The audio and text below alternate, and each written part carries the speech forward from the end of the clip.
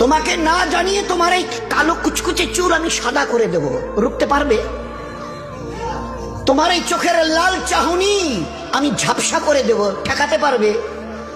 তোমার এই লোহার মতো মজবুত দাঁত 32টা 16 একটা একটা করে ট্রান্সফার করিয়ে দেব, তোমার কাছে কোনো পারমিশন নেব না, ধরে রাখতে পারবে?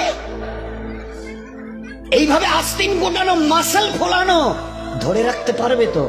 এরকম করবে না তো? এইভাবে এরকম হবে না তো? সামনে এসে একটা পান দিচ্ছে, এই হাত, চাচা এই হাতটা নিলেন, এই হাতটা কলেন, আরে বাবা দেখ না চিমটি কাটাতে কিচ্ছু নেই। আসমান থেকে আওয়াজ দিচ্ছে, ও হাত তোমার কথা শুনে আমার, এ হাত তোমার কথা শুনে আমার, আমি এর পাওয়ারকে শেষ করে নিয়েছি। এই দুটো পা যদি হনন হনন করে হেঁটে চলো, খালি একটা পায়ের যদি সামান্য একটু প্যারালাইসিস করে দিই না, তো জীবনভর করে হাঁটতে হবে।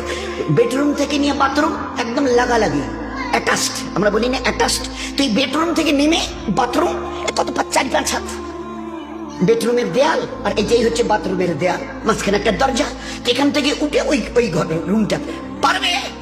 আছে পাওয়ার? কিসের দেমাগ তোমার? কিসের এই অহংকার তোমার?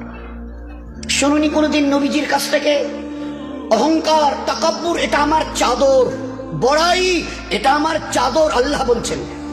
আর আমার চাদর ধরে যে টান দেয় তার ঠিকানা কোথায়? বলেন না, সবাই কম বেশি জানে।